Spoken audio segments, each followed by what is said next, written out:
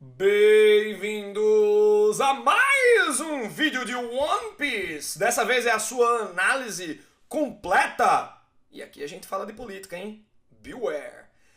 Análise do capítulo 1065, gente, um capítulo que muda tudo em One Piece. Eu tô bugado. Eu acho que a vez passada que eu fiquei tão bugado assim foi quando eu joguei Mineirinho Ultra Adventures, que eu saí meio desconexo das ideias, assim. Eu tô no presente ou esse é o futuro do meu passado? Foi assim que eu fiquei depois de ler esse capítulo também.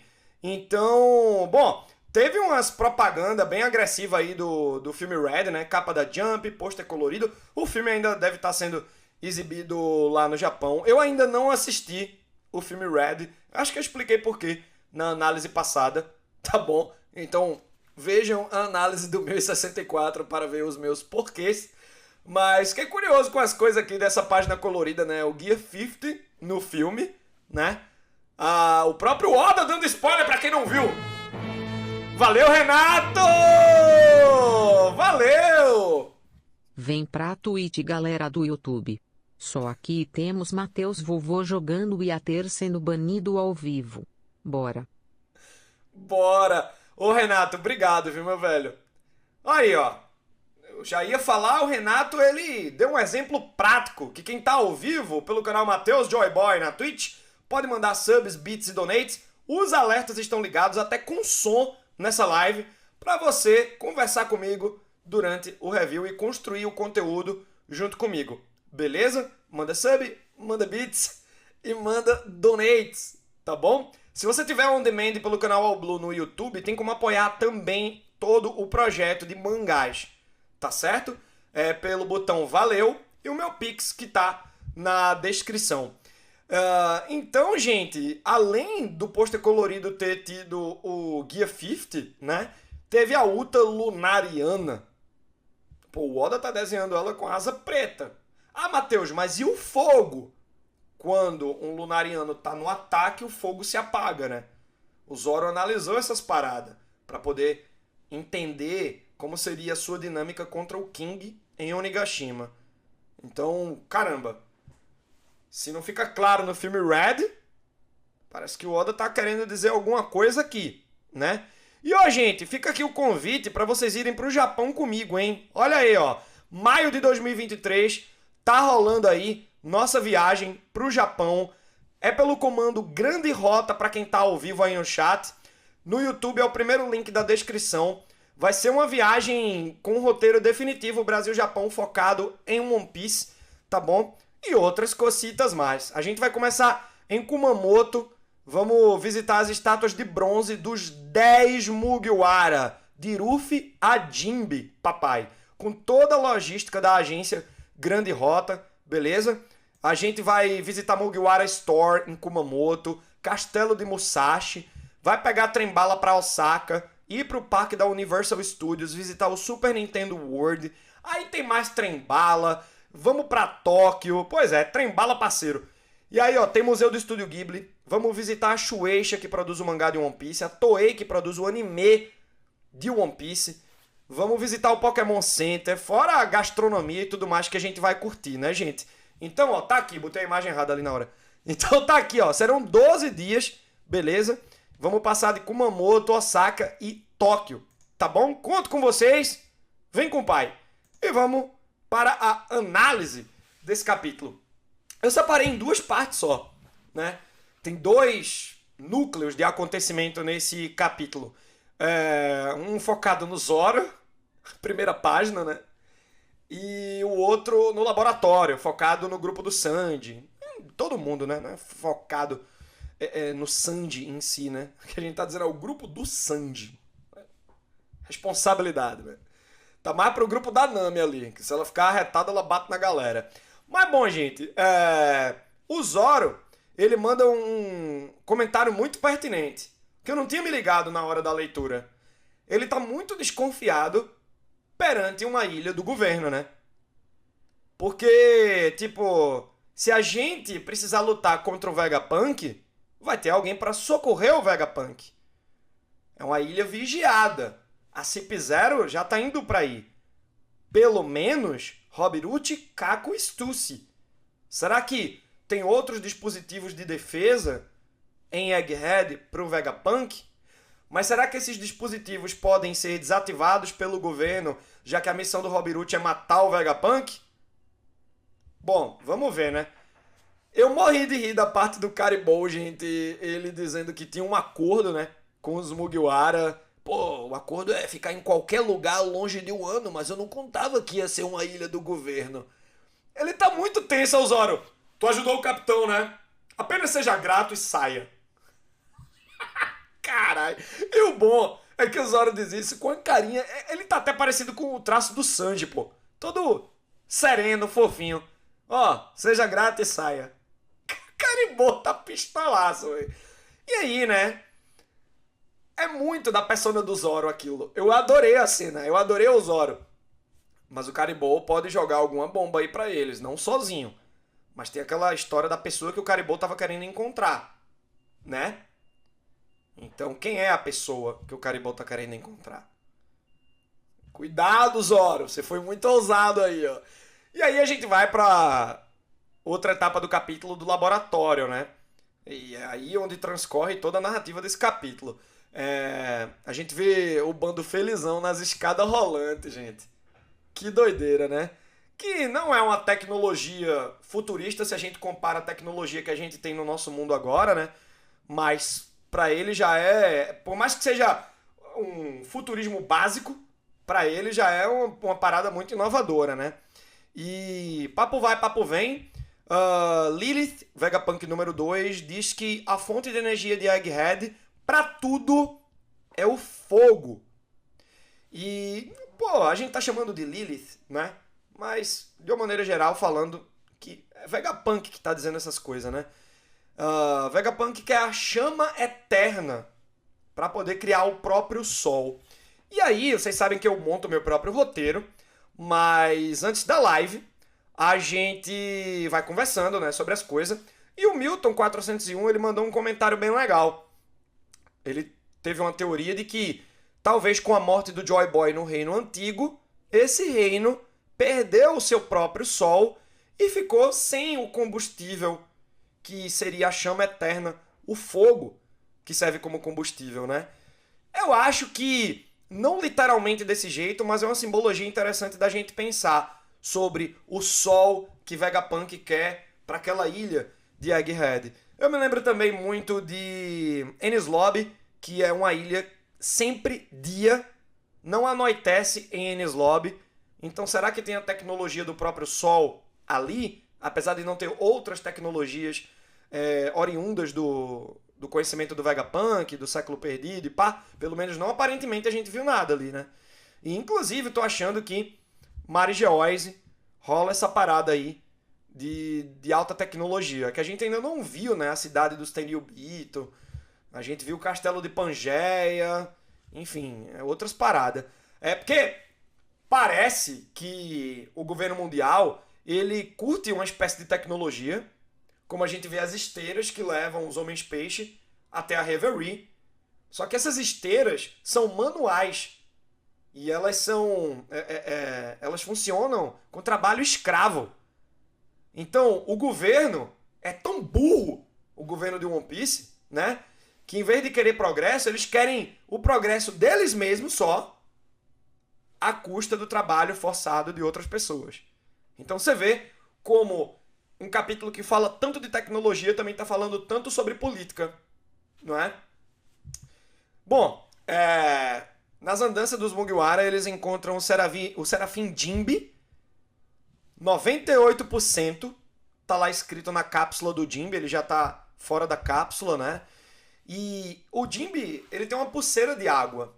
O ávido WB, um seguidor nosso aqui também, ele chegou antes no chat e falou, pô, será que essa parte, essa coisa que parece uma pulseira, é os 2% que falta para ele ser concluído? Se o raciocínio do ávido WB tiver certo, e aquilo for água que vai virar pele, será que a base dos serafins é água? e eles podem anular poder de Akuma no Mi, que nem o Kurouzu do Barba Negra anula, né? Especulações, né? Pensamentos soltos, traduzidos em palavras, para que vocês possam entender o que eu também não entendo.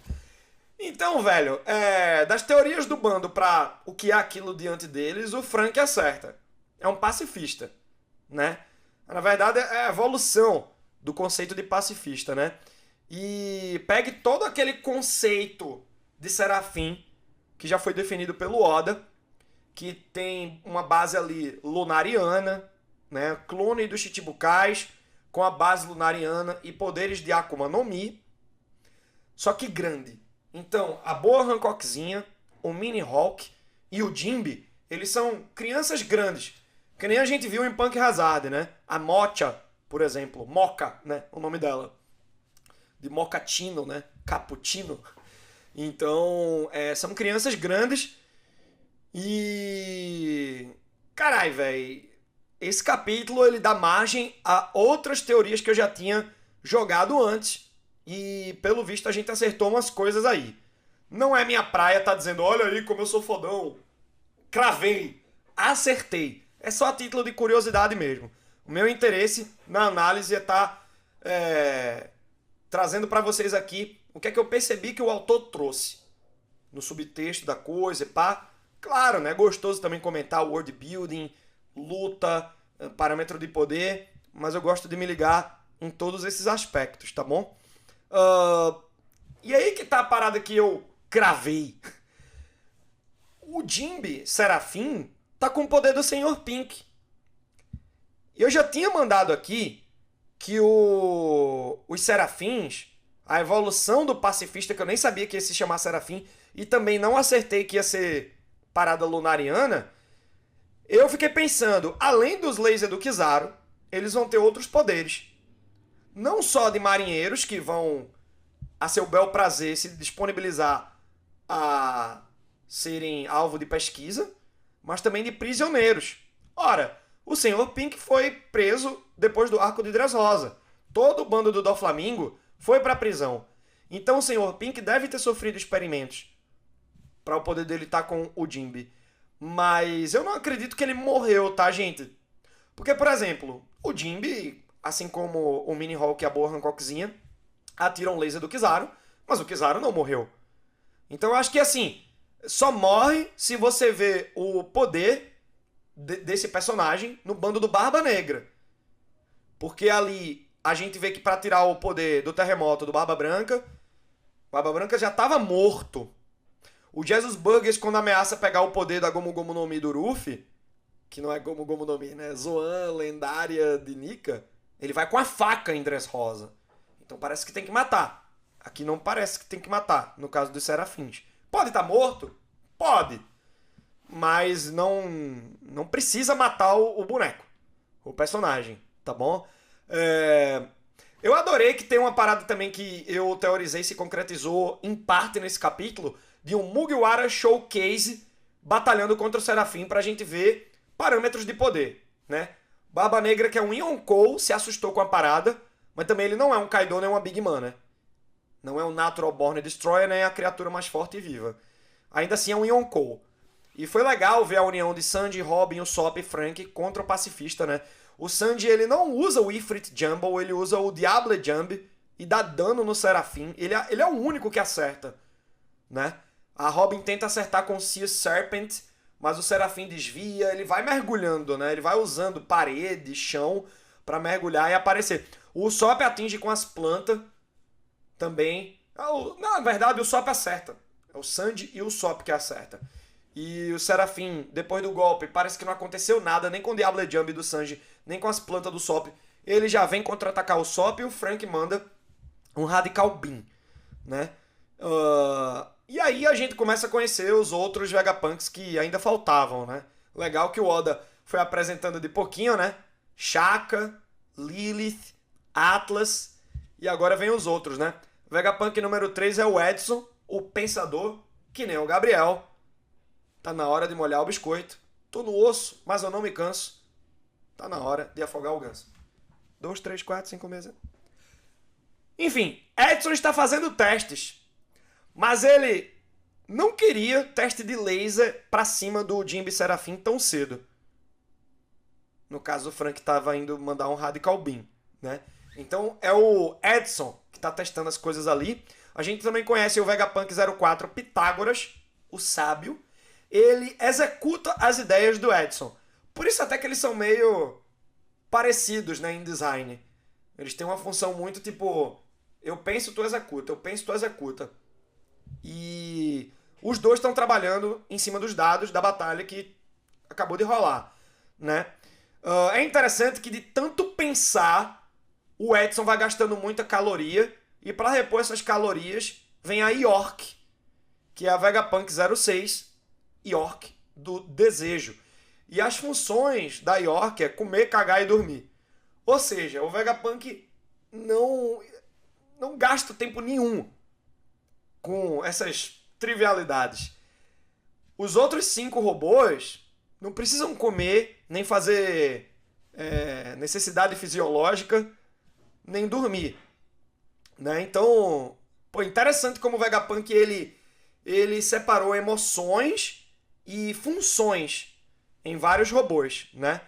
E aí o Pitágoras, ele fala umas coisas muito interessantes, gente, sobre fator de linhagem. Pitágoras, o 04, né? O sábio. Ele diz que o fator de linhagem pode armazenar algumas experiências pessoais, tá? Porque ele estava vendo a constante evolução do Serafim Jimby. Algumas pessoas até perguntaram, pô, ele hesitou quando viu a Nami ali? Não. Mas, enfim, o Pitágoras, ele tá chegando numa conclusão. Ele não bate o martelo, né? Ele diz que há a possibilidade do fator de linhagem poder armazenar algumas experiências pessoais. Então, talvez possa rolar um discurso no Jutsu. Lembrando que o Oda faz isso bem feito na guerra final de One Piece para você trazer os serafins a uma consciência, a um estado de consciência, né? De pertencimento, de noção do eu, de noção de uma história que ele tem, né? Pitágoras ainda se pergunta, pô, deveríamos acelerar o crescimento? Agora, que crescimento é esse?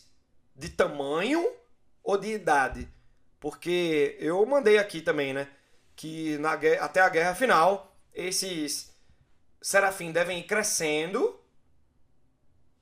e estarem adultos quando forem ser enfrentados, né? Então a gente não vai ver mais a aparência deles crianças, se eu tiver certo. E sim como adultos. O Mihawk, a Boa Hancock, o Jimby e assim por diante. É aí que chega o Vegapunk 01, Shaka, o justo, o bom. E ele chega pra parar o Serafim. E ele para, né? Não precisa mais lutar com eles. Aí eu fiquei pensando numa coisa, gente. Com essa aliança, será que o Shaka pode dar um poder de ordem de comando pros Mugiwara? Apelão. Mas seria lógico, né? Porque se vier um Serafim pra cima da Nami, ela só dizer para, por favor, não me machuca. O Vegapunk parar o comando dele. A hora é agora. Vamos ver como é que vai se desenrolar as coisas, né? O Edson 03 tá pistolaço, né? O Shaka sempre chega quando fica bom. Eureka! Já pensou em outra coisa, né? Muito engraçado a gag do Edson, velho. E aí o Shaka vem pra explodir a cabeça da gente, né, pessoal? Acham que essa ilha se parece com o futuro? E aí o Frank confirma, né? E vai além. Não, pô, isso aqui é além do futuro. Tem aqueles robô mecha lá na água, tem o Vega Force e não sei o que. É uma ilha do passado. E aí é a parada que mais explodiu cabeça. A parada do fator de linhagem é um desenvolvimento de teorias que a gente vai tendo segundo o que o Oda vai mostrando. Mas isso aqui é uma confirmação de uma parada, gente, que muda tudo no mundo de One Piece. Na construção de mundo de One Piece, que é um dos fatores que mais me interessa na obra. Isso aqui é uma ilha do passado. A tecnologia disso aqui é do passado. E se eu contar que há muito tempo atrás havia um reino com a civilização avançada, não diferente da de Egghead. Um reino que existiu há 900 anos. Quero muito saber aí no chat como é que vocês se sentiram com isso. É por isso que eu falei no começo do corte do vídeo que eu buguei. No nível assim... Meu Deus. Porque, gente, se você pega como base, One Piece é sobre um futuro distópico. Porque beleza a parada da escada rolante, que é uma tecnologia que a gente tem. Mas se você vê a maneira como o Vegapunk fala de Egghead... Valeu, Romero! Boa noite. Tá no Japão, porra? Boa noite. Dale, meu querido. Valeu, Romerinho. Se você pega a fala do Shaka, gente, toda essa tecnologia de Egghead é do passado. E... Carai, então tinha essas máquinas de comida, não sei o que, pá. Se é uma tecnologia de 900 anos atrás, o 900 anos atrás de One Piece é o nosso futuro. Tá ligado nisso? É o nosso futuro, pô. Hoje era pra toda a ilha ser Egghead. Todas as ilhas serem Egghead. One Piece é Horizon Zero Dawn, gente. One Piece é Dr. Stone. Caralho. É doideira você pensar assim, velho, mas é um futuro distópico. Porque o futuro foi tirado das pessoas. Toda a ilha era pra ter um ar-condicionado de Egghead, regulador de temperatura, de clima. Tá ligado? Pra proteger de alguma falha, alguma catástrofe, né? E aí, tipo, você fica pensando, né? Como é que o governo mundial, antes de virar governo mundial de fato, quando eram os 20 reinos unidos contra o grande reino antigo, como é que eles ganharam, velho? Claro, né? Quando você vê uma suposta Uranus em funcionamento em Lulúzia, você já começa a pensar num caminho, né? Mas é muito louco, né? Tipo, como vai ser importante a batalha política de One Piece pelo futuro? A tecnologia, né? Pra todo mundo, pelo bem-estar de todo mundo. E aí, gente, a gente vai pra Lua. Lembra das capas do Enel que tem uns piratas espacial? Talvez a tecnologia do mundo de One Piece era pra ser igual daqueles piratas, pô. Nave, a galera... Star Wars, caralho. Dali, 2901. Foda, surreal. É surreal, cara. Obrigado, ó. A quem tá contribuindo com essas metas aqui em cima, tá, gente? Valeu. Chegamos aí na meta de bits. Quando a gente chega na meta, a gente dobra a meta, segundo o Dilmãe. E vamos participar dos sorteios, que é essa meta de donate aqui, tá bom? Gente, anotei umas coisas aqui no final que eu já comentei, né? Que o Vegapunk, ele... É porque é um gancho pra uma parada. Que um negócio que a gente tem que se atentar também é o Vegapunk separando seus sentimentos e funções. Talvez isso explique a tecnologia, que de fato ele usou tecnologia pra separar. Tá aí. Isso explique os frutos do diabo, pô. Que aí sim eu pensava já e falava aqui, acreditando que eles são a tecnologia do Reino Antigo. Eu só nunca liguei, desde que começou Egghead, que a alta tecnologia que a gente vê nessa ilha é do Reino Antigo. Isso se explica também porque existem outros aparatos tecnológicos no mundo que era para ser mais rústico, como o de One Piece, de pirataria, como o Dendemushi, holograma, de a galera vendo, né, no telão a guerra de Marineford, pá. Porque era para eles estarem além desse futuro, velho. Então, se o Vegapunk consegue extrair sentimento, tem o Nika na fruta do Ruffy mesmo, que nem Gohan dando um Kamehameha no céu. É o Gohan! Mas atrás do Gohan aparece o Goku. Será que o Nika pode se comunicar com o Ruffy e a gente também, por essa maneira, ter um acesso ao passado através dos frutos? Sabe? Ó, a Robin tá aí junto com Shaka, que é o mais sensato. É hora das respostas. Claro que o Oda pode dar uma pegadinha, não responder nada agora, mas eu acho que tá na hora, estamos no final de One Piece. Pode responder algumas coisas e outras deixar em off. Mas bom, vamos aí aos áudios, tá bom? O primeiro deles é o de Luiz Olinto, meu querido. One Piece. Opa! Antes veio Beats, antes veio Beats. Salve, capitão. Acha que tem chance das Akumas no Mi e as armas ancestrais serem uma criação do reino antigo? Sim, cara. Sim, mas é o que eu acabei de falar sobre a Akuma no Mi, Stênio. A Akuma no Mi ser uma tecnologia deles e capaz das armas ancestrais também. Agora, a gente imagina que Zunisha tenha um quê de arma ancestral? Zunisha tem mais de 1000 anos. Eu acho que é uma parada assim. A arma ancestral eu acho que ainda é antes do Reino Antigo. Por isso que ela tem esse nome, ancestral. É uma parada. Você pode ver que a Poseidon ela se define basicamente como Shirahoshi. É uma parada geracional, hereditária. Não é uma tecnologia, aparentemente. Então, arma ancestral já não sei, mas a Akuma no Mi já dá pra cravar, velho. Já dá pra cravar. Obrigado, gente, por estarem participando do conteúdo aí. Valeu! Explica também que o Vegapunk conseguiu fazer a Akuma do Momonosuke. Exato, Ale. Vai explicar também como é que ele consegue colocar a Akuma no Mi em objeto, como Lasso, que é a bazuca do Mr. Four da Baroque Works, que é um Death Hand, né? Um cachorrinho. O bagulho é louco, velho. Vamos ouvir o Luiz Olinto aí, gente. Lembrando que esses áudios é pra quem participa da recompensa do Apoia-se de R$ 30 mensais, tá? Faz mais sentido pra quem tá mais pelo YouTube, tá bom? One Piece 1065 e eu voltei! Vamos lá, esse capítulo a gente teve muitas coisas. Primeiro a gente teve o Serafim do Jinbão, que nos confirma que existem outros poderes de Akuma no Mi nos Serafins, porque ele soltou um laser e ao mesmo tempo usou o poder do Mr. Pink de nadar nas superfícies. O Frank olha isso e já fica interessado. A gente consegue perceber que parece que ele usa o líquido que a Akuma no Mi do Mr. Pink transforma o chão para o Karate Tritão. Se isso for verdade... One Piece 1065 e eu voltei! Foi mal, gente. O Frank olha isso e já fica interessado. A gente consegue perceber que parece que ele usa o líquido que a Akuma no Mi do Mr. Pink transforma o chão para o Karate Tritão. Se isso for verdade, eu acho que ele pode ser mais versátil do que o próprio Jinbei. Bom, ele tem muitas habilidades além do que o Jinbão, mas o original sempre é melhor. E aí a gente tem uma pequena luta com os Chapéus de Palha.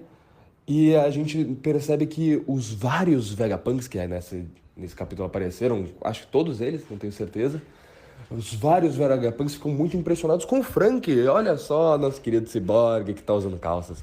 Que estranho. Mas então, eles ficam muito impressionados com o Frank, e aí a gente entende que os Vegapunks, eles são restritos às suas funções, parece.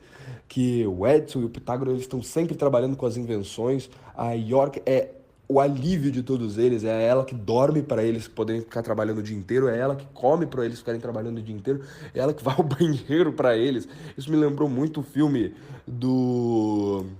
É um filme mais antigo, os Guerreiros da Galáxia, alguma coisa assim, tipo Guardiões da Galáxia.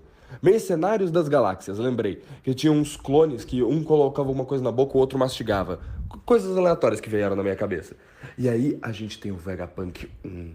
Ele, aquele que se denomina Shaka, o mais próximo de Deus. Ele confirma que existia no passado um reino que era tão evoluído quanto Egghead. Ou seja, a ilha é uma ilha do passado. O que isso quer dizer? Será que no futuro, o futuro do passado, One Piece é um pós-apocalipse do reino antigo? Eu explodi com isso daí. Pós-apocalíptico de uma maneira microcósmica, né? Daquele reino. Mas não teve o apocalipse no mundo de One Piece. Acho que apocalipse é uma palavra muito forte. Eu acho que é mais uma distopia futurista. É um mundo no futuro, porém distópico porque é rústico. Quando era pra ser futurista. Tá ligado? Então, os comentários do Luiz Olinto, eles são muito bons. Porque é uma parada que eu nem falei aqui. É legal que complementa uma coisa com a outra.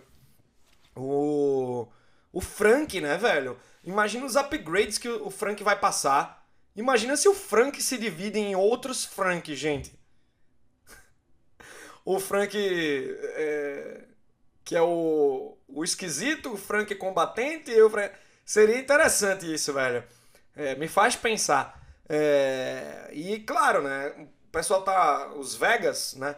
Estão impressionados com o Frank porque ele é engenhoso e ele assimilou muito bem a tecnologia de Baltimore na ilha de Karakuri durante o seu time skip, terra natal do Vegapunk.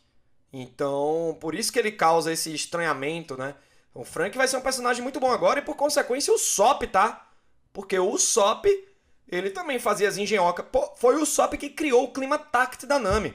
Ou seja, até a Nami pode receber upgrade aí, pô. O Sanji, por conta de fator de linhagem. Beleza que ele não tem mais o traje número 3 da Germa, mas vai que alguma coisa. O Zoro também queria trocar uma ideia com o Vegapunk. Sobre o quê? É um outro papo ou pode receber um upgrade também? Saca? E vamos escutar aqui o que o Marcelinho tem a dizer, ó. One Piece 1065 e a análise de hoje tem que ser um pouco mais sóbria em função da missa de sétimo dia de um certo governo aí.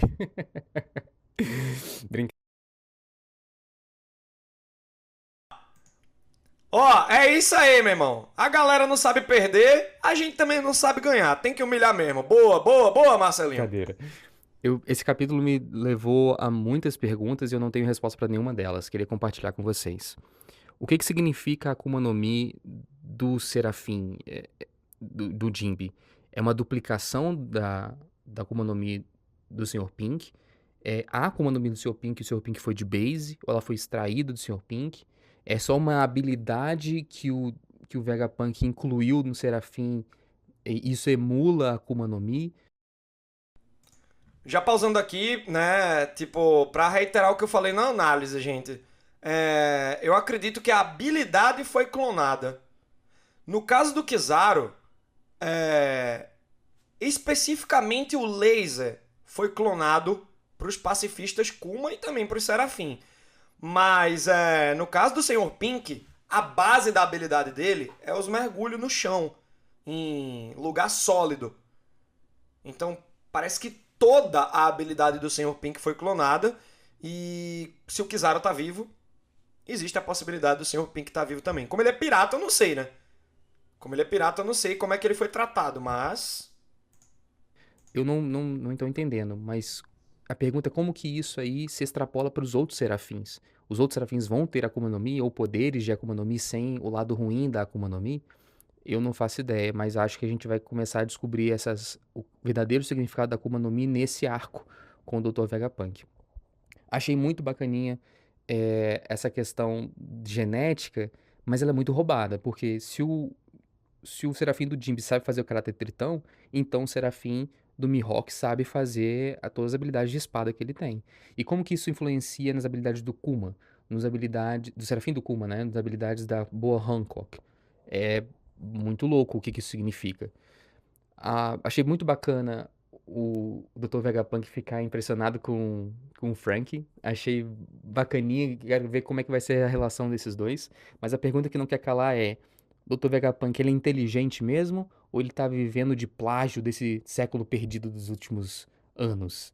Fiquei nessa dúvida aí, se ele realmente é fodão ou se ele tá só usando a tecnologia do passado e pagando de fodão nesses últimos anos. Não sei. Então, o Vegapunk eu acho que ele é genioso mesmo, mas é claro que ele teve uma base. Não é bem assim então, né? Mas é claro que a partir de uma base, o que ele faz é absurdo. Só que, como o resto do mundo não tem acesso, fica fácil chamar ele de gênio, né? Mas... muito legal os questionamentos aí levantados pelo Marcelinho, serafins com habilidades intrínsecas a os clones de origem, né? Então, habilidade de espada do Mihawk, karatê tritão do Jinbe, vai ser uma pedreira. Mas Lô, é um exposed do Vegapunk mesmo, porque se todo mundo tivesse acesso... Se o Frank tivesse acesso a essas tecnologias, será que o Frank não seria um Vegapunk? Pô, o Frank, ele é o próprio Battle Frank. Ele conseguiu fazer umas modificações no corpo dele, ele criava uns navios de guerra absurdo, e sem acesso a nada. O Frank é um gênio, sabe? A diferença é o acesso da parada. Então é um capítulo que deixa a gente muito curioso pro próximo, ainda bem que o gancho foi antes, que agora a gente vai vir... Teve esse 1065, a gente vai vir na sequência do 1066, 1067. Muito bom, velho. Mas plagiador eu não diria. Eu não diria que ele é plagiador. Mas ele teve mais acesso, né? É você, estudar química com um livro e uma outra pessoa estudando química com livro e um laboratório. Sabe? Uma parada dessa. Então, tem uma diferença, né? Mas é isso, meus queridos. Obrigado a todo mundo que apoiou, tá bom? Quando acabar o corte, eu vou mostrar como é que tá a agenda da semana. Que a gente chegou na meta. Continuem apoiando. Você que tá pelo YouTube, apoia também, que é muito importante pra nós, tá bom? Comenta muito, compartilha esse vídeo aí e até a próxima.